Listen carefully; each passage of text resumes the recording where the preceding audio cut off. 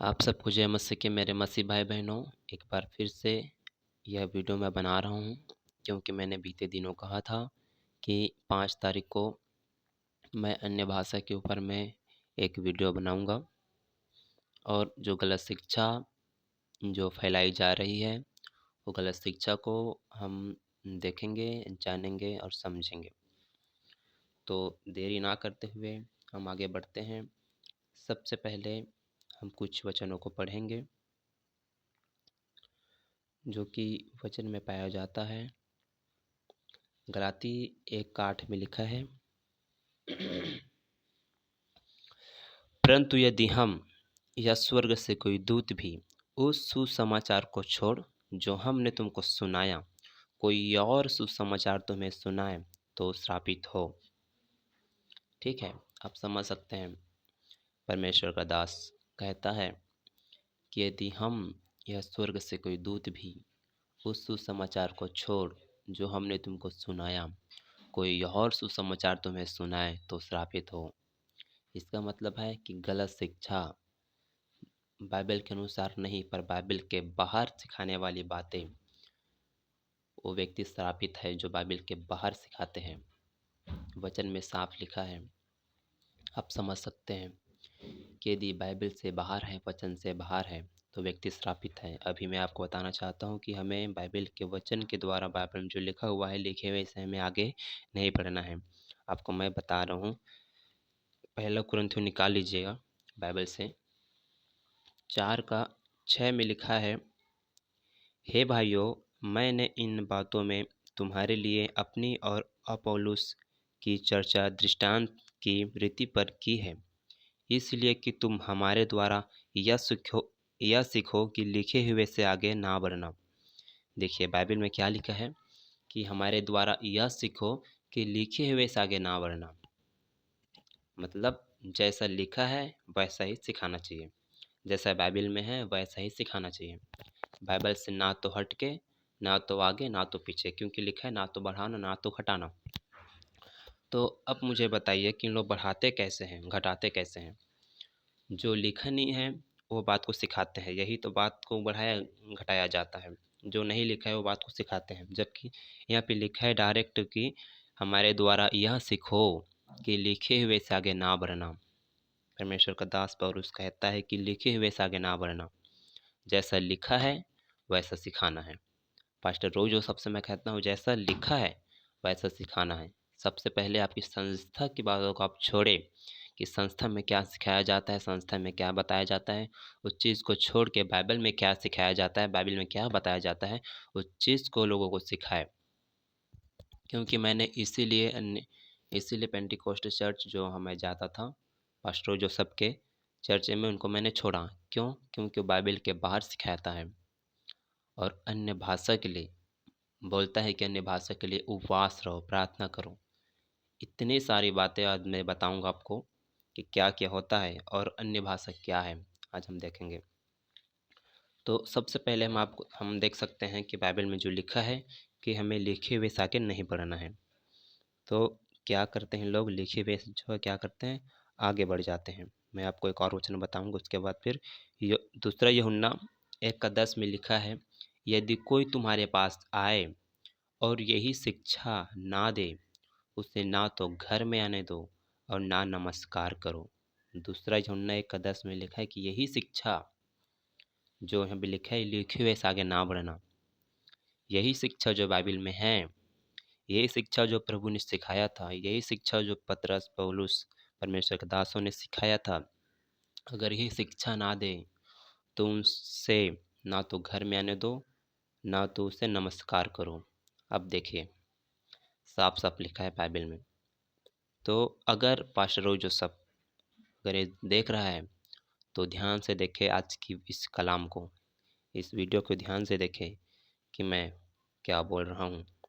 और इनके हर एक कलीसिया, इनके हर एक पास्टर मेरे वीडियो को देखे और आप मुझे बताएं कि मैंने गलत क्या बोला हूँ। अगर मैं गलत बोला हूँ तो मैं चाहता हूँ कि आप मुझे बताएं, मैं उस चीज़ को सुधार सकूँ।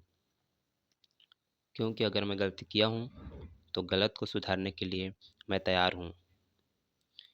अब पहला तीमुथियुस 5:9 में लिखा है, कोई दोष किसी प्राचीन पर लगाया जाए तो बिना 2 या 3 गवाहों के उसके उसको ना सुन, पाप करने वालों को सबके सामने समझा दे ताकि और लोग भी डरें। अब यहाँ पे लिखा है साफ साफ कि कोई प्राचीन किसी दोस्त पर लगाए, यदि कोई दोस्त किसी प्राचीन पर लगाए, तो अगर मैं पास्टर रोज जो सब पर अगर मैं दोस्त लगा रहा हूँ कि वो गलत सिखा रहे हैं, अगर वो गलत है तो मेरे पास प्रूफ है, बाइबिल के वचन का प्रूफ है, इसलिए मैं बोल रहा हूँ कि वो गलत सिखा रहा है।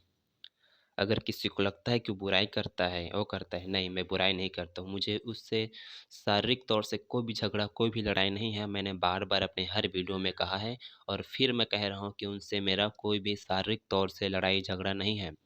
बस एक झगड़ा है, जो आत्मिक झगड़ा, बाइबल को वो गलत सिखाता है, बाइबल को गलत तरीके से लोगों को बताता है, और अब यही बात मुझे बिल्कुल हमें नहीं पसंद है। इसीलिए हम उन पर दोष लगाते हैं और हम उनको कहते हैं, और ये लिखा है सबके सामने समझा, तो वो तो ना तो मेरे सामने आ रहा है, इसलिए मैं यूट्यूब के द्वारा सबके सामने उनको बताना चाहता हूँ, उनको समझाना चाहता हूँ कि आप गलत शिक्षाओं को बढ़ावा ना दें, क्योंकि आप जिस गलत शिक्षा को बढ़ावा दे रहे हैं दरअसल वो बाइबिल में है ही नहीं। आप जिस बात को बोलने जा रहे हैं उस बात को पहले देख लीजिए बाइबिल में है कि नहीं। आत्मिक पिता कहना बाइबिल में है ही नहीं, आप कैसे बुलवाते हैं अपने आप को आत्मिक पिता? बाइबल में लिखा ही नहीं है कि ऐसे चीज़ के लिए प्रार्थना करो जो लिखे ही नहीं है, तो आप ऐसे चीज़ के लिए प्रार्थना क्यों करवाते हो? ऐसे चीज़ को मांगने के लिए लिखा ही नहीं है तो ऐसे चीज़ को क्यों मंगवाते हो? आप मुझे बताइए। तो मैं क्या इन पर दोष ना लगाऊं? क्या मैं इनको सबके सामने ना बोलूं, ना डांटूं? मैं तो बोलूंगा और पक्का बोलूंगा, चाहे आपको बुरा लगे या भला लगे, क्योंकि मैं गलत को गलत और सही को सही बोलने के लिए पीछे नहीं हटूंगा, सीधी सी बात है। मैंने बीते दिनों कमेंट के लिए कई सारे लोगों को मैंने न जो है कमेंट का रिप्लाई किया था, किसी ने भी मुझे कॉल नहीं किया। इसका मतलब है कि वे समझ गए कि उनके पास जवाब नहीं है, तो जवाब क्या देंगे? ठीक है, इसीलिए दूसरा पत्रस 2:1 में लिखा है, और जिस प्रकार उन लोगों में झूठे भविष्यवक्ता थे उसी प्रकार तुम में भी झूठे उपदेशक होंगे। सीधी सी बात है। इनके 25 पास्टर 50 पास्टर सबसे मैं कहना चाहता हूँ कि सबसे पहले आप अपने अगुआ पास्टर रोज और सबको परखे कि बाइबिल के अनुसार बोल रहा है कि नहीं। ये जहाँ भी प्रार्थना करने, जहाँ भी सेवकाई के लिए जाता है, वहाँ के हर एक लोग इसको परखे कि वचन के अनुसार बोल रहा है कि नहीं। अगर ये गलत बोल रहा है तो तुरंत उनसे प्रश्न करें कि बाइबिल में ऐसा नहीं लिखा है, आप ऐसा क्यों सिखा रहे हैं? और इनको बताना पड़ेगा, क्योंकि लिखा है कि जैसे उनमें झूठे भविष्यवक्ता थे वैसा ही तुम में भी, बाहर नहीं यहीं पे अंदर, जहाँ पे आप सेवकाई करते हैं ना, जहाँ आपका 25 पास्टर 50 पास्टर है ना, इनके बीच में ही झूठे भविष्यवक्ता हैं, और आपको उनको बताना पड़ेगा कि आप गलत हैं। पास्टर रोज जो सब, मैं बार बार कहना चाहता हूँ उनकी शिक्षा गलत है तो गलत है। इनके हर एक विश्वासी से मैं कहना चाहता हूँ कि आप सावधान रहें इनके इनकी शिक्षा से। अगर आपको समझ में नहीं आ रहा है तो आप वचन को पढ़ें, परमेश्वर से दुआ करें, वो आपको बुद्धि देगा, क्योंकि वचन में लिखा है जिससे बुद्धि की घटी हो वह यहोवा से मांगे जो बिना उलाहना दिए उदारता से देता है। तो आप परमेश्वर से बुद्धि मांगे ना। यदि मैं यही प्रचार मैं कर रहा हूँ तो आप विश्वास नहीं करेंगे, पर यही प्रचार यदि रोज वो सब करे तो आप तुरंत विश्वास कर लेंगे कि आप सही बोल रहे हो। ऐसा क्यों है? क्योंकि आप जो है जो शिक्षा देने वाले पास्टर हैं उनके अंडर में 20 साल 25 साल से अगर आप रह रहे हैं तो आपको उन पर विश्वास है, पर विश्वास का मतलब ये नहीं है कि वो गलत नहीं हो सकता। तो मैं आपसे कहना चाहता हूँ वो भी गलत हो सकता है, इसलिए आप उसे परखें, क्योंकि वचन में लिखा है हर एक आत्माओं की प्रतिति ना करो वरन आत्माओं को परखो। पहला यूहन्ना 4:1 में लिखा है कि हे प्रियो, हर एक आत्मा की प्रतिति ना करो वरन आत्माओं को परखो। तो मुझे बताइए पास्टर रोज सब अपने कलीसिया में कहता है क्या कि हर एक आत्मा को परखो? यहाँ तक मुझे भी परखो कहता है क्या? मैं खुद कहता हूँ आपको कि आप मेरी बातों को परखें कि मैं वचन से बोल रहा हूँ कि वचन से बाहर है। पास्टर रोज जो सब कभी नहीं सिखाते कि आप मुझे परखें। वो यही कहता है कि आप मुझे सुने, मेरे सिवा कहीं दूसरे जगह ना जाए। बांध के रखता है अपने विश्वासियों को, बंधन में रखता है कि मुझ मेरे सिवा कहीं और ना जाओ। तो आप मुझे बताइए, जब ये गलत है तो गलत को बोलने के लिए हम फिर क्यों पीछे हटेंगे। और मैं बार बार कहना चाहता हूँ, रोज जोसफ की कलीसिया, रमतला चर्च, सिमरताल चर्च, सिमरताल गांव, इनके जितना भी विश्वासी जहाँ जहाँ हैं, मुक्का में हैं, मटियारी में हैं, और कहीं जहाँ जहाँ पर भी है आसपास में, इनके हर एक लोगों से मैं कहना चाहता हूँ कि हर एक लोग इनको परखो और इनसे पूछो कि आप जो बाइबल से बाहर बोल रहे हैं, क्या ये बाइबल के अंदर में है? क्या बाइबल में लिखा है कि आप ऐसा करवा रहे हो? अब आते हैं अन्य भाषा में। सबसे पहले आप देखिए, कलीसिया को अन्य भाषा नहीं बोलना है। अब मैं आपसे कह रहा हूँ कि कलीसिया के लिए अन्य भाषा नहीं है, कलीसिया को अन्य भाषा नहीं बोलना है। आप पढ़ सकते हैं, पहला कुरिन्थियों 14 का 22 लिखा है, इसलिए अन्य अन्य भाषा विश्वासियों के लिए नहीं परंतु अविश्वासियों के लिए चिन्ह है। ठीक है। अब सार्वजनिक अन्य भाषा नहीं बोलना है।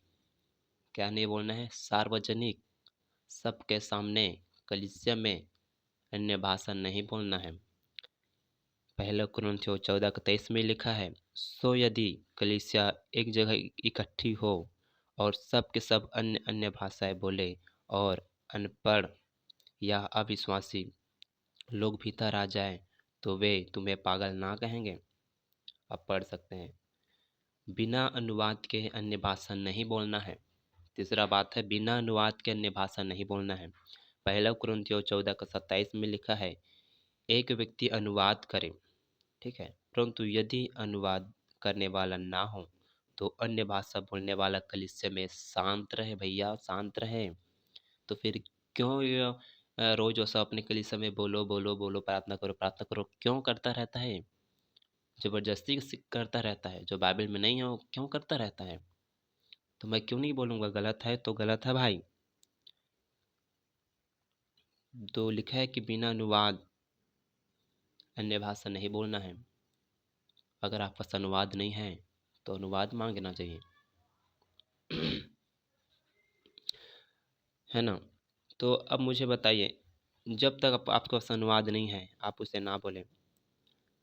और पास्टर रोज सब 10 साल से 20 साल से मैं जब से सुन रहा हूँ उनके उनके अन्य भाषा को, कई साल से वही बातें करता रहा। आप मुझे बताइए अन्य भाषा क्या होना चाहिए? अन्य भाषा क्या है? ये अपने कलीसिया में सिखाते हैं अन्य भाषा, शायद 2 या 3 प्रकार के हैं, ऐसा कुछ सिखाते हैं। पर मैं अभी आपको बता देना चाहता हूँ, जब तक आपको अनुवाद ना मिले आप जो है अन्य भाषा को ना बोलें। तो अन्य भाषा केवल एक ही प्रकार का अन्य भाषा है, क्योंकि हमें एक ही आत्मा पिलाया गया है। ठीक है ना? तो और उसका जो दान है, अनेक दान है, पर उसमें से एक दान है अन्य भाषा। अन्य भाषा पवित्र आत्मा नहीं है, ना कि पवित्र आत्मा अन्य भाषा है। इसलिए आप कभी ये ना सिखाएं कि अन्य भाषा पवित्र आत्मा है, क्योंकि इनके कलीसिया में खूब चलता है कि जब तक आपके पवित्र आत्मा ना मिले आप परमेश्वर के योग्य नहीं हैं। तो सबसे पहले आपको पवित्र आत्मा चाहिए, पवित्र आत्मा के लिए आपको अन्य भाषा चाहिए, ऐसा सिखाता है। अगर अपने जो है सिद्धांत को, अपना जो है डॉक्ट्रिन को चेंज करना है, जल्दी चेंज कीजिए, क्योंकि गलत है। क्योंकि जब मैं था तो ऐसा ही सिखाया जा रहा था। अपने कलीसिया में शांत रहे। इन लोग तो बस गड़बड़ गड़बड़, ताली ताली, तुरंत प्रार्थना खत्म जैसे ही होता है तुरंत ताली के साथ पूरा इतना गड़बड़ी है चर्च में, इतना गड़बड़ी कर रखा है एफएसी वाले ने, बहुत ज़्यादा। जबकि लिखा है कि गड़बड़ परमेश्वर गड़बड़ी का परमेश्वर नहीं है, लिखा है। जब मैं कलीसिया में शांत रहता था, जिस समय मैं जाया करता था, सब के सब ताली बजाया करता था और मैं बस शांत रहता था, शांत रह करके प्रार्थना करता था। तो पास्टर रोज सब खुद कहता था कि ताली क्यों नहीं बजाते हैं लोग, ताली बजाना चाहिए। ताली क्यों दिया है? ताली बजाने के लिए दिया है, ताली बजाना चाहिए। तो मैं कहना चाहता हूँ कि वचन में ऐसा क्यों लिखा है कि परमेश्वर गड़बड़ी के नहीं, पर शांति का परमेश्वर है। पर आप तो कलीसिया में गड़बड़ी करवा रहे हो, ताली बजा के बजाते रहो, गड़बड़ गड़बड़ गड़बड़ गड़बड़ करते रहो, अन्य भाषा में प्रार्थना करते रहो। अन्य भाषा में प्रार्थना कहाँ पे लिखा है? अन्य भाषा में प्रार्थना करना जरूरी है, प्रार्थना करना ही है। प्रार्थना करने का कॉन्सेप्ट, सिद्धांत प्रार्थना करने का सिद्धांत बाइबल में कहाँ लिखा है? प्रार्थना करने का सिद्धांत कि प्रार्थना करना ही है, अन्य भाषा में प्रार्थना करना ही है। सिद्धांत बताइए, सिद्धांत। अब मैं आपको बताना चाहता हूँ।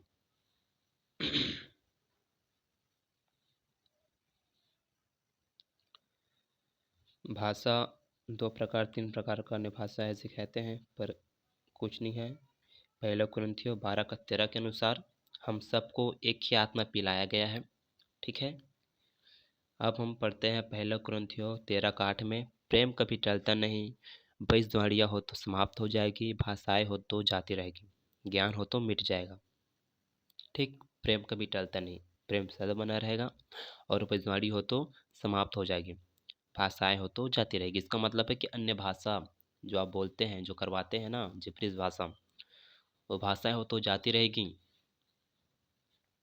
जब क्या बोलते हैं, नया नियम नहीं बना हुआ था, उस समय तक पवित्र आत्मा का दान लोगों को मिलता था, और जब नया नियम बन गया उसके बाद दान आना बंद हो गया। अब दान नहीं मिलता है। अगर फिर भी प्रभु की इच्छा है, प्रभु की मर्जी है, तो वो देता है, हम उसके खिलाफ में नहीं है।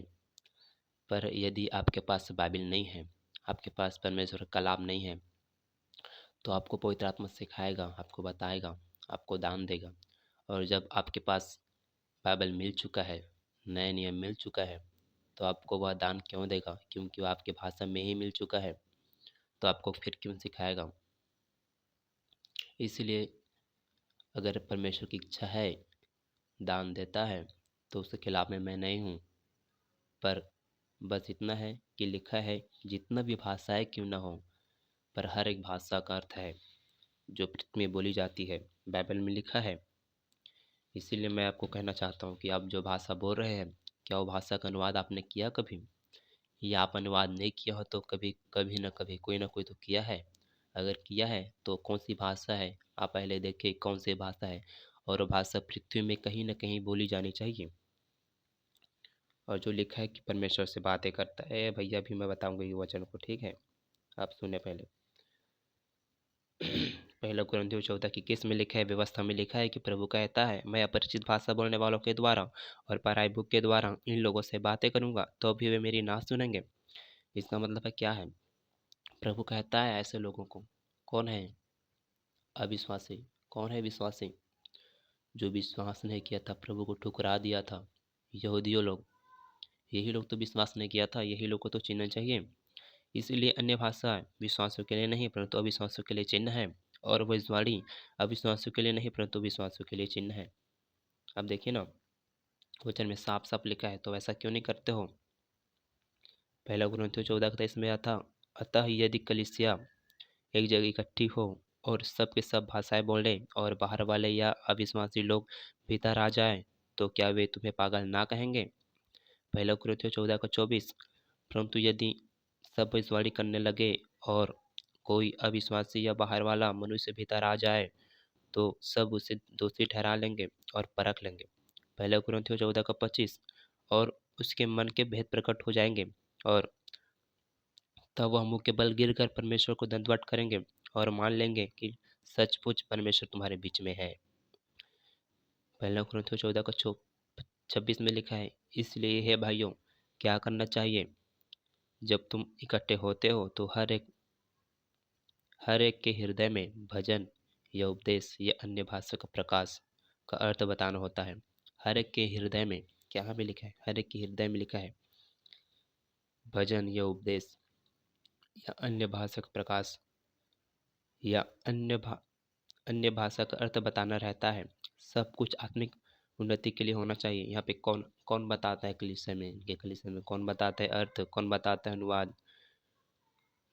कौन बताता है? यहाँ तक के पास्टर जो सब जो बोलता है, खुद इनको समझ नहीं आ रहा है कि मैं बोल के आ रहा हूँ। आप मुझे बताइए, यहाँ पर मैं 5 बातें बता रहा हूँ।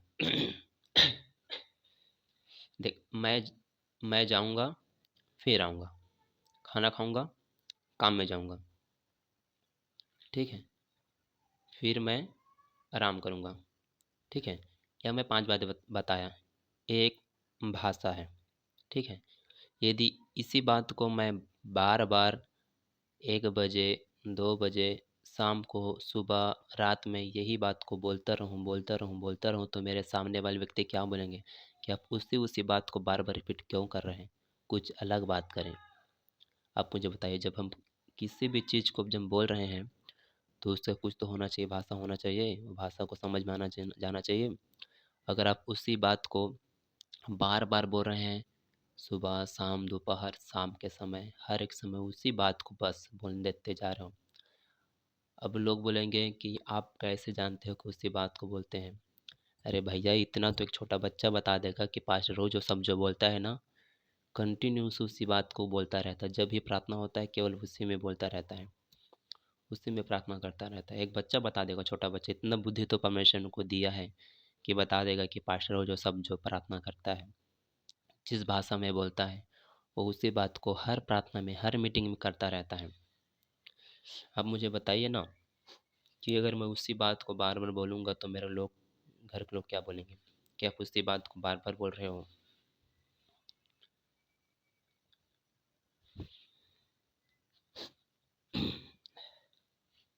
आप समझिए इस बात को।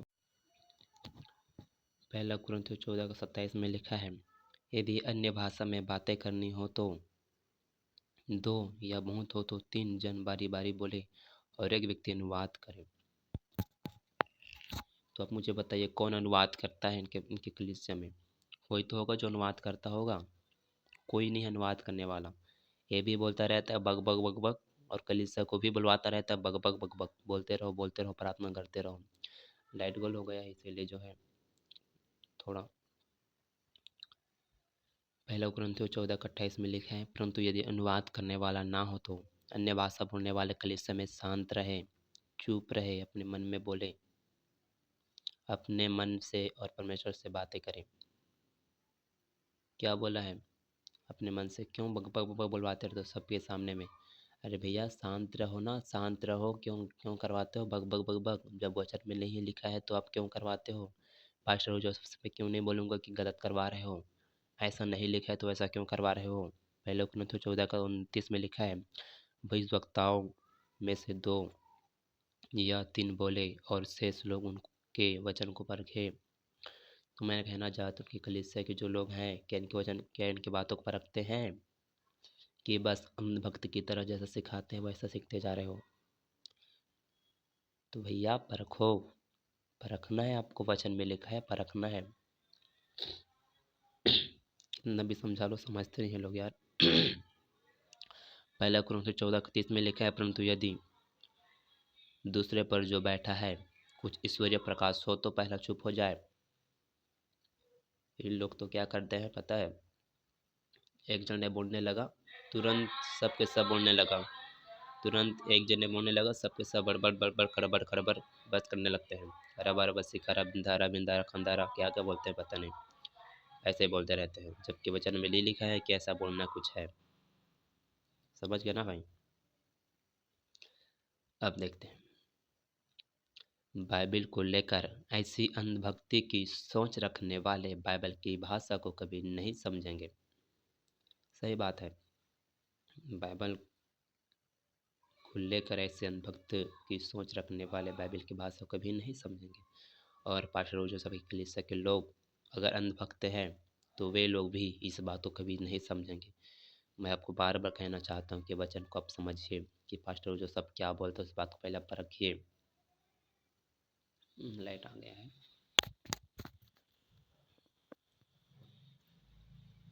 तो तो फिर अब अंधभक्ति परमेश्वर की आज्ञाओं को कभी नहीं समझेगा। अंधभक्ति, जिसके अंदर अंधभक्ति है वह कभी परमेश्वर की आज्ञाओं को नहीं समझेगा, केवल पास्टर की आज्ञाओं को मानेगा, अपने आत्मिक पिता। हो आत्मिक पिता बुलवाते हैं भैया अपने कलीसिया में बंदा। अब बाइबल की पुस्तक को लेखकों ने 3 भाषा में लिखा है, इब्रानी, लैटिन, यूनानी। यूहन्ना 19:20 में लिखा है, इब्रानी, लैटिन, यूनानी, हिब्रू, लैटिन, ग्रीक भाषा में लिखा है। ठीक है। अब मूसा, यूहन्ना और पौलुस से परमेश्वर ने कौन सी भाषा में बातें किया? क्वेश्चन मार्क पास्टर जोसेफ से पूछे। अब बाइबल के लेखक कई हैं, ठीक है। पहला कुरिन्थियों 14:10 में लिखा है, जगत में कितने ही प्रकार की भाषाएं क्यों ना हो, परंतु उनमें से कोई भी बिना अर्थ की ना होगी। हर एक का अर्थ है, अनुवाद है, ठीक है। तो फिर क्यों बोलते हो कि अनुवाद नहीं है, अर्थ नहीं है, उसको नहीं करना है? ऐसा क्यों बोलते हो, जबकि वचन में पौलुस साफ लिखा है कि जगत में कितने प्रकार की भाषाएं क्यों ना हो, परंतु उनमें से कोई भी बिना अर्थ की ना होगी। यिर्मयाह 32:17 में लिखा है, हे प्रभु यहोवा, तूने बड़ी सामर्थ से और बढ़ाई हुई भुजा से आकाश और पृथ्वी को बनाया है। तेरे लिए कोई भी काम कठिन नहीं है। जब यहोवा के लिए कोई भी काम कठिन नहीं है, तो फिर आपके अन्य भाषा का अर्थ बताना क्यों कठिन पड़ रहा है? 10 साल 15 साल से अनुवाद नहीं मिला जा रहा है, ऐसा क्यों कठिन है, बताइए। अब देखिए, सारी पृथ्वी में एक ही भाषा, एक ही बोली थी। उत्पत्ति 11:1 के अनुसार, उत्पत्ति 11:7 के अनुसार आप देख सकते हैं कि एक ही भाषा, एक ही बोली थी। सारे पृथ्वी पर एक ही भाषा और एक ही बोली थी, ठीक है।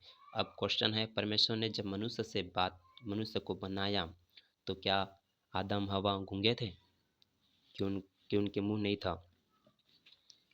वे उनके पास मुंह था और वे बिल्कुल बोल रहे थे, उनके पास बातें करता था परमेश्वर। तो मेरा क्वेश्चन है कि परमेश्वर जब उनसे बातें कर रहा था, तो उनसे कौन सी भाषा में बातें किया? यही एक भाषा में बातें किया जो पृथ्वी में, सारे पृथ्वी में एक ही भाषा, एक ही बोली थी। इसी भाषा में बातें कर रहा था परमेश्वर, किनसे? आदम और हवा से। और ये जो रोजा सबके लोग हैं ना, समझ पाएंगे तो अच्छी बात है, नहीं समझ पाएंगे तो फिर गलत बात है। आप लोगों को बाइबल मिली है, उसके कौन सी भाषा है, मुझे बताइए। आपके पास जो है नया नियम, पुराना नियम, परमेश्वर की जो कलाम है, आपके पास जो बाइबल मिला है, ये कौन सी भाषा में है? ये कौन सी भाषा में है, मुझे बताइए। आपकी भाषा में, हिंदी में है ना? यहाँ तक कि छत्तीसगढ़ी भाषा में भी छपने लगे हैं नए नियम, मैं देख चुका हूँ, पढ़ चुका हूँ। आप मुझे बताइए, परमेश्वर ने आपके लिए कितना आसानी से आपके भाषा तक बाइबल उपलब्ध करा दिया है, तो फिर आप ऐसे भाषा बोल रहे हो जो वचन में नहीं है? क्या रबा रबा सबा सबा सिंदारा बिंदारा खिंदारा, ये क्या वो लिखा है बाइबल में? ये कैसा बोलने के लिए परमेश्वर कहा है? आप मुझे बताइए बाइबल में ही कुछ महत्वपूर्ण सवाल। अब बाइबल से हम आपसे कुछ महत्वपूर्ण सवाल पूछेंगे। क्या परमेश्वर ने अदन की वाटिका में आदम और हवा से बातें की?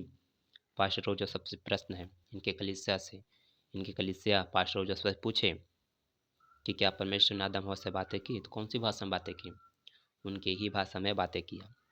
क्या परमेश्वर ने जल प्रलय से पहले नूह से बातें किया? बिल्कुल किया। कौन सी भाषा में? उनकी ही भाषा में। क्या परमेश्वर ने अब्राहम से वाचा बांधी? उस समय परमेश्वर ने कौन सी भाषा में बातें किया? उनकी ही भाषा में। यहाँ तक कि जब परमेश्वर ने मूसा को 10 आज्ञा दिया, कौन सी भाषा में? उन्हीं की भाषा में। कोई अलग भाषा नहीं दिया भैया, उन्हीं की भाषा में दिया, ताकि वे लोग समझ सके। क्या गजब लोग हैं भाई। परमेश्वर ने इसहाक से उसकी भाषा में बातें की, परमेश्वर ने याकूब से उनकी ही भाषा में बातें की, परमेश्वर ने मूसा से बातें की, उनकी ही भाषा में, परमेश्वर ने न्यायों से बातें की, उनकी ही भाषा में, किसी अलग भाषा में नहीं। परमेश्वर ने भविष्यद्वक्ताओं से बातें की, कौन सी भाषा में? उनकी ही भाषा में। परमेश्वर ने राजाओं से बातें की, कौन सी भाषा में? उनकी ही भाषा में। परमेश्वर ने अन्य जातियों से भी बातें की, किसमें? उनकी ही भाषा में। दानियल 4:29-30 पढ़ सकते हैं। क्या एक बड़ा बेबीलोन नहीं, जिसे मैं ही ने अपने बल और सामर्थ्य से राज निवास होने को और अपने प्रताप की बढ़ाई के लिए बसाया है? कौन है ये परमेश्वर जो अन्य जाति से बात करता है?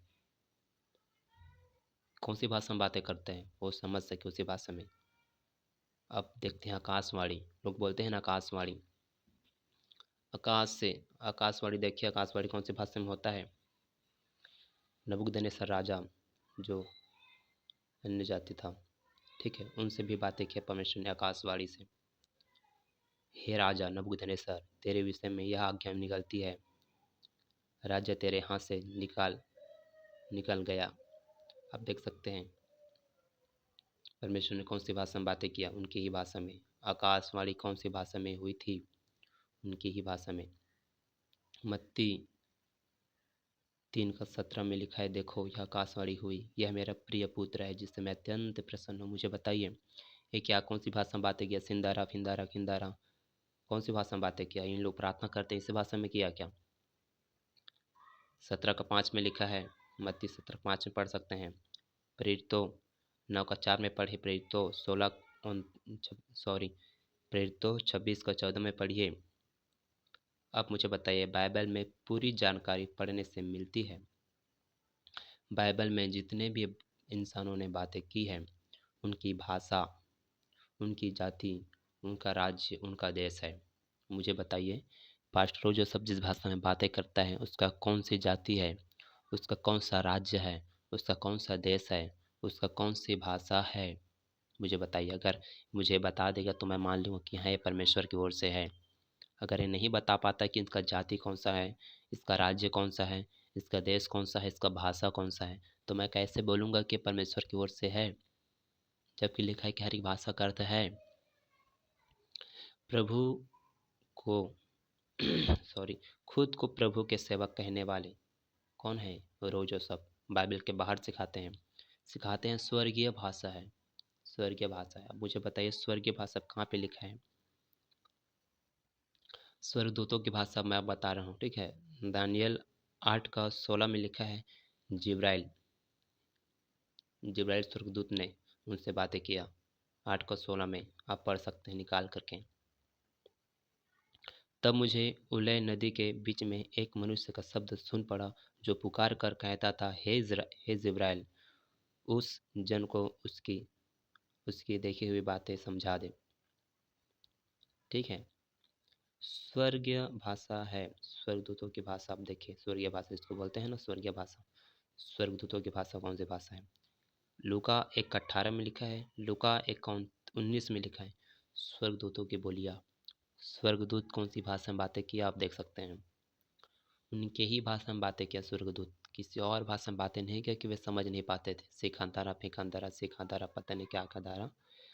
प्रेरितों 10:3, कुर्नेलियुस कुर्नेलियुस से भी बातें की स्वर्गदूत ने, उनको भी देख सकते हैं। प्रेरितों 10:4 में लिखा है कि परमेश्वर कहता है प्रभु क्या है?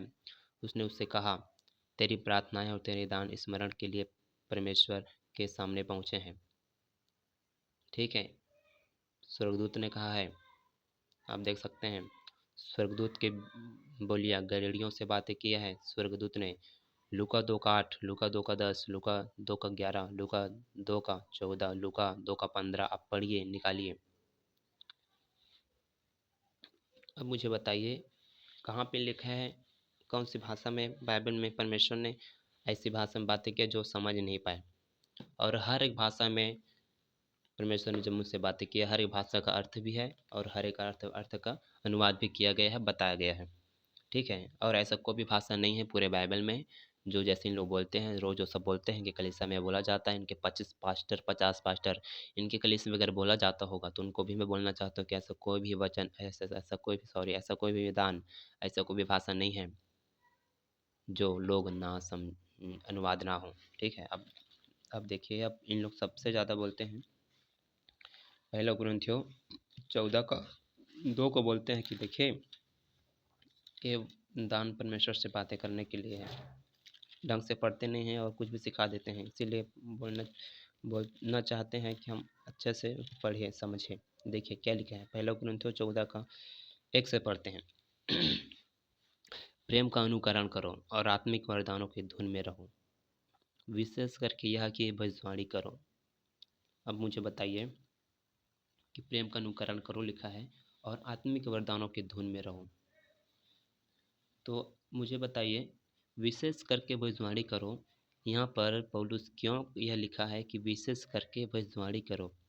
मेरा क्वेश्चन है, जबकि आप तो बोलते हो कि परमेश्वर से बातें करने का दान है, परमेश्वर से जो है बोलने का, प्रार्थना करने का दान है, हम परमेश्वर से बातें करेंगे, तो ऐसा कौन मनुष्य है जो ये नहीं चाहेगा कि परमेश्वर से बातें ना करें? हर मनुष्य है जो यही चाहेगा कि परमेश्वर से बातें करें। यहाँ पर पौलुस ने ऐसा क्यों बोला है कि विशेष करके भविष्यवाणी करो? उनको कहना चाहिए था कि विशेष करके अन्य भाषा में प्रार्थना करो। इसका मतलब पौलुस ने गलत किया गया यहाँ पे ऐसा बोल करके? मुझे बताइए। फिर पौलुस दादा से पूछेंगे कि ऐसा क्यों है भैया बताइए तो। फिर वो बोलेगा कि अन्य भाषा जो है ना उसको बढ़ावा नहीं दिया गया है। आप पूरे पहला कुरिन्थियों 14 को पढ़ सकते हैं, यहाँ तक 39 तक पढ़े, पूरा समझ में आपको आएगा कि आपको अन्य भाषा को बढ़ावा नहीं दिया गया है, कि अन्य भाषा आपको बढ़ावा है, भविष्यवाणी पर जोर दिया गया है। तो आप मुझे बताइए कि भविष्यवाणी पर जोर क्यों दिया गया है, जबकि उसको जोर देना चाहिए था कि अन्य भाषा में प्रार्थना करने का, अन्य भाषा में बोलने का। अब मुझे बताइए इनका बैकग्राउंड क्या है पता है? इनकी कलीसिया में ना बहुत गड़बड़ी था। और उसी कलीसिया में जो जिस कलीसिया को लिख रहा है उस कलीसिया में गड़बड़ी बहुत था, इसीलिए उसको ऐसा लिखना पड़ता है कि आप ऐसा बोल रहे हो, वैसा नहीं है, ऐसा है। इनका बोलने का मतलब क्या है देखिए, क्योंकि जो कोई अन्य भाषा में बातें करता है वह मनुष्यों से नहीं परंतु परमेश्वर से बातें करता है, इसलिए कि उसे कोई नहीं समझता। ठीक है, अगर कोई नहीं समझेगा तो परमेश्वर से ही तो बातें करता है, ऐसा तो है। पर इसको क्या है, समझना चाहिए मनुष्य को, तब तो उन्नति होगा। कलीसिया को उन्नति होना चाहिए ना। कैसे उन्नति होगा? समझेगा तब तो उन्नति होगा। अनुवाद होगा तब तो उन्नति होगा। अगर अनुवाद नहीं हो रहा है तो कैसे उन्नति होगा फिर?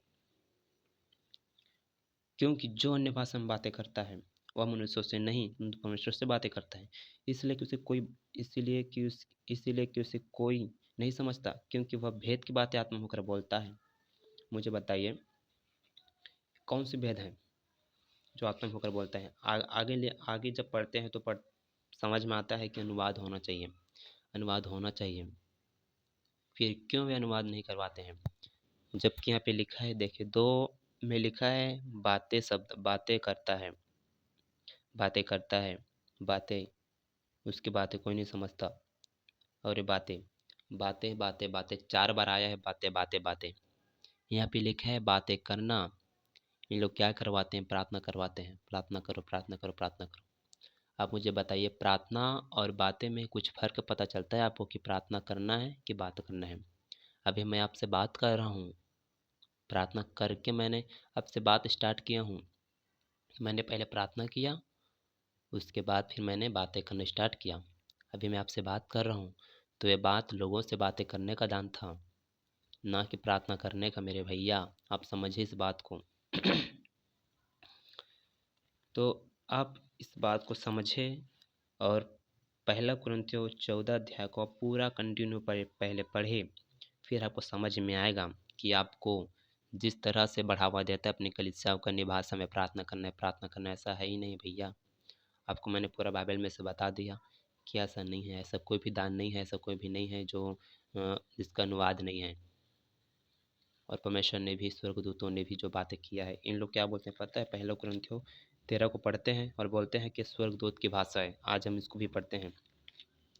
पहला कुरिन्थियों 13 अध्याय में लिखा है, यदि मैं मनुष्यों और स्वर्गदूतों की बोलियां बोलूं और प्रेम न रखूं तो मैं ठनठनाता हुआ पीतल और झंझनाती हुई झांझ हूँ। देखिए यहाँ पे साफ साफ लिखा है कि यदि मैं मनुष्यों और स्वर्गदूतों की बोलियां बोलूं, स्वर्गदूत तो यहाँ पर खुद मनुष्य का बोलियां बोल रहे हैं मेरे भैया, तो फिर और कौन सी भाषा? और यहाँ पर यदि का कॉन्सेप्ट है, यदि लिखा है यहाँ पे, यदि, यदि मतलब होता है यदि का कोई सिद्धांत नहीं बनता है। यहाँ पर प्रेम पर जोर दिया गया है, यदि का कोई कॉन्सेप्ट नहीं है, आप यदि का कोई सिद्धांत ना बनाए। ठीक है, यह एक वचन में लिखा है कि यदि मैं आकाश में चढ़ूँ तो तू वहाँ है। इसका मतलब क्या लेखक सच में आकाश में चढ़ रहा है? या जो क्या बोलते हैं, जो बोलने वाला क्या सच में आकाश में चढ़ रहा है? नहीं, उसका विश्वास है ऐसा कि अगर मैं चढ़ भी जाऊँ तो भी यह मेरे संग है, साथ है। तो अब यदि का कॉन्सेप्ट में आप कोई सिद्धांत ना बनाएं। यहाँ पे लिखा है, यदि मैं मनुष्यों और स्वर्गदूतों के बोलियां बोलूं और प्रेम न रखूं तो मैं ठनठनाता हुआ पीतल और झंझनाती हुई झांझ हूँ। तो ये यदि का कॉन्सेप्ट है, यदि मैं बोलूं तो, परंतु वो बोल नहीं रहा है। यदि मैं बोलूं तो, जैसे कि हम कुछ उदाहरण देते हैं, जाते हैं कि यदि मैं जाऊंगा तो, पर जा नहीं रहा है। पास्टर रोज जोसफ से और पास्टर रोज जोसफ के साथ में सेवकाई करने वाले 25-50 पास्टर, सबसे मेरा क्वेश्चन है, मैं हर एक का नाम ले सकता हूँ, पर नाम मैं किसी के नहीं ले रहा हूँ। केवल पास्टर जोसेफ का नाम इसलिए ले रहा हूँ क्योंकि उन्होंने एक गलती किया है मेरे बारे में वॉइस रिकॉर्ड करके। उनके लोगों को भड़का के कि राकेश गलत है, उनको नहीं सुनो, उसको ब्लॉक करो। भाई मैं तो नहीं कहा हूँ आपको कि आप मुझे सुने, आप मुझे ब्लॉक करें, या फिर कलीसिया को तो मैं नहीं कहता हूँ कि आप इनको सुने, इनको ब्लॉक करें, मत सुने। मैं कहता हूँ कि आप इनको भी सुने, मुझे भी सुने, परखे, इनको भी परखे, मुझे भी परखे। अगर गलत है तो छोड़ें, सीधी सी बात है, ऐसा मैं बोलूँगा। अगर गलत है तो छोड़ें, अगर मैं गलत हूँ तो मुझे छोड़ें, मेरी बातों को ना सुने अगर मैं गलत हूँ तो। इसलिए वचन पे पहले पढ़िए, और वचन के अनुसार अगर मैं बोल रहा हूँ तो आप सुने, अगर नहीं बोल रहा हूँ तो आप मुझे भी छोड़ें। और पास्टर जोसेफ को तो 100% छोड़ें, क्योंकि ये वचन के बाहर है। ये मेरे सामने जब भी आएगा ना, इनसे मैं बात तो बिल्कुल करूँगा। और ये आता नहीं है बंदा, पता नहीं कौन सी बिल में छुप कर बैठा है। कब से मैं इंतज़ार कर रहा हूँ, मुझसे कॉल करेगा, बात करेगा, पता नहीं कब बात करेगा, कहाँ से बात करेगा। ना तो ये कॉल करता है, ना तो उनके पास्टर लोग, कुछ लोग जो मुझसे बात करना चाहते थे, मुझसे मुलाकात करना चाहते थे, वे लोग भी डर चुके हैं और आ नहीं रहे हैं, क्योंकि ऐसा सिखाते हैं ना, क्योंकि अन्य भाषा को ऐसा सिखाते हैं ना। कई ऐसे बातें हैं जो बाइबल के बाहर हैं, जो कि मैं खुलासा किया हूँ, ऐसा सिखाते हैं। तो कहाँ से सामने आ पाएंगे, नहीं आ पा रहे हैं सामने मेरा। अब मुझे बताइए, 20 क्वेश्चन है मेरे पास। कहाँ लिखा है अन्य भाषा में प्रार्थना स्वर्ग की भाषा है? कहाँ लिखा है कि अन्य भाषा में प्रार्थना करना स्वर्ग की भाषा है? पहला क्वेश्चन। इनके कलीसिया के लोग इनसे पूछे कि आप बड़ा बोलते हैं ना कि अन्य भाषा स्वर्ग की भाषा है, मुझे बोले कि अन्य भाषा में प्रार्थना करना, मुझे बताइए कि अन्य भाषा में प्रार्थना करना स्वर्ग की भाषा है, कहाँ पर लिखा है? अब इनसे दूसरा क्वेश्चन मेरा, कहाँ लिखा है अन्य भाषा पवित्र आत्मा का भाषा है? कहाँ लिखा है अन्य भाषा पवित्र आत्मा की भाषा है? इनसे मेरा तीसरा क्वेश्चन, कहाँ लिखा है अन्य भाषा में घंटों प्रार्थना करो, समझ में ना आए तो भी प्रार्थना करते रहो? कहाँ लिखा है ऐसा? ऐसा सिखाते हैं वे? ऐसा नहीं लिखा है तो क्यों सिखाता है? मेरा इनसे चौथा क्वेश्चन है, कहाँ लिखा है अन्य भाषा के बिना आप पवित्र आत्मा नहीं पा सकते? कहाँ लिखा है? पास्टर जोसेफ, कहाँ लिखा है अन्य भाषा के बिना हम पवित्र आत्मा नहीं पा सकते? इनके कलीसिया के लोग इनसे पूछे कहाँ लिखा है? पांचवा क्वेश्चन, कहाँ लिखा है अन्य भाषा का दान उद्धार का प्रमाण है? कहाँ लिखा है अन्य भाषा का दान उद्धार का प्रमाण है? ये बहुत सिखाता है कि आपको उद्धार पाने के लिए आपको अन्य भाषा पाना है, पवित्र आत्मा पाना है। बताइए। अब इनसे मेरा छठवां क्वेश्चन है, कहाँ लिखा है अन्य भाषा हर विश्वासी को बोलना जरूरी है? इनके कलीसिया में सब के सब अन्य भाषा में, जिब्रीज भाषा में सिखांदारा फिखांदारा रे रे सुरुरु रा रा रा पे रे रे ऐसा बोलते रहते हैं। क्या है, कहाँ लिखा है ऐसा कि कलीसिया में सबको बोलना है? और ये पास्टर जो सबको सिखाता है, सबको बोलना है, सब प्रार्थना करना है, सब करते रहना है, कहाँ पे लिखा है? इनसे मेरा सातवां क्वेश्चन, कहाँ लिखा है अन्य भाषा में प्रार्थना करने से प्रभु जल्दी सुनता है? कहाँ लिखा है अन्य भाषा में प्रार्थना करने से प्रभु जल्दी सुनता है? अपने कलीसिया में सिखाते रहते हैं, भाषा में प्रार्थना करते रहो, प्रार्थना करते रहो। प्रभु ना सुने फिर भी प्रार्थना करते रहो, कहाँ लिखा है प्रभु जल्दी सुनता है? आठवां क्वेश्चन, अन्य भाषा किसकी चिन्ह, विश्वासी की या अविश्वासी की? किसका चिन्ह है अन्य भाषा? जो कि विश्वासी को बुलवाता रहता है, विश्वासी को बुलवाता रहता है, तो इसका चिन्ह किसका है? अविश्वासियों के लिए कि विश्वासियों के लिए? तो अन्य भाषा किसकी, विश्वासी की या अविश्वासी की, किसका चिन्ह है? आठवां क्वेश्चन हो गया मेरा। नौवां क्वेश्चन, कहाँ लिखा है पूरे कलीसिया अन्य भाषा में प्रार्थना करो। कहाँ लिखा है पूरे कलीसिया अन्य भाषा में प्रार्थना करो? पास्टर जोसफ, इस चीज़ का आंसर दीजिए। पास्टर जोसफ की पत्नी से भी पूछूंगा क्योंकि इनके साथ में रहता है ना, तो उनसे भी क्वेश्चन है। वो भी बहुत बोलते रहते कि अन्य भाषा चाहिए चाहिए चाहिए करके, तो उनसे भी मेरी एक क्वेश्चन है। बताओ भैया, बताओ मेरी दीदी, कहाँ लिखा है? अब बताइए। 10वां क्वेश्चन है, कहाँ लिखा है अन्य भाषा का कोई अर्थ नहीं होता, उसे कोई नहीं समझता? अच्छा, तो पहला कुरिन्थियों 14:2 में लिखा है, उस वचन को लेकर के यही सिखाता है। अरे भैया, कम से कम उसको समझो कि वो जो बोल रहा है ना, वो बुद्धि से बोल रहा है। अगर बुद्धि से नहीं बोलेगा, नीचे में पौलुस कहता है कि बुद्धि से बोलना है, समझ के साथ बोलना है। तो मुझे बताइए, अगर बुद्धि से बोल रहा है तो समझ नहीं रहा है क्या? अपने खुद नहीं समझ रहा है? चलो, लोगों को समझ में नहीं आ रहा, मैं समझता हूँ कि लोगों को समझ में नहीं आ रहा है, कोई नहीं समझ रहा है, पर कोई नहीं समझने का मतलब ये नहीं है कि खुद नहीं समझ रहा है। मुझे बताइए, अम, एक क्लासरूम है, क्लासरूम में स्टूडेंट लोग बैठे हुए हैं, ठीक है, टीचर आकर के किसी चीज़ को पढ़ा रहा है, तो स्टूडेंट लोगों को कोई को किसी को समझ में नहीं आ रहा है, पर पढ़ाने वाला और जो सिखाने वाला जो जो टीचर है, उनको तो समझ में आ रहा है कि मैं क्या पढ़ा रहा हूँ।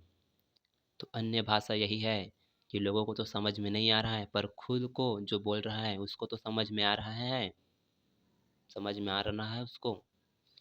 क्या गजब के लोग हैं भाई, रोज सब।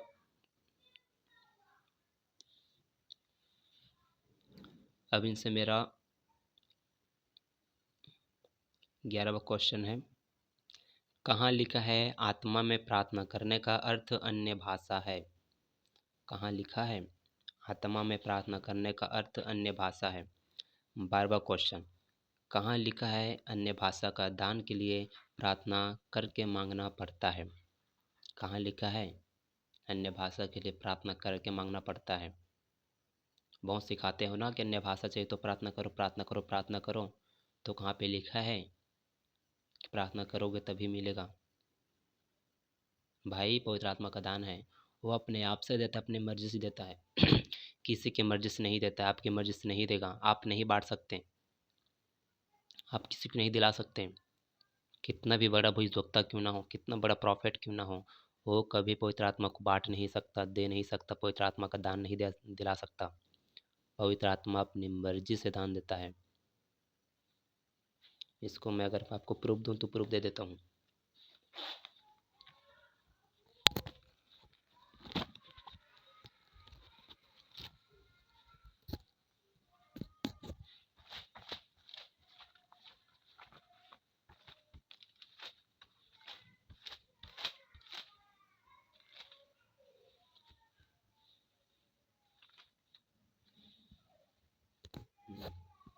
पहला कुरिन्थियों 12:11 में लिखा है, परंतु ये सब प्रभावशाली कार्य वही एक आत्मा कराता है, और जिसे जो चाहता है वह बांट देता है।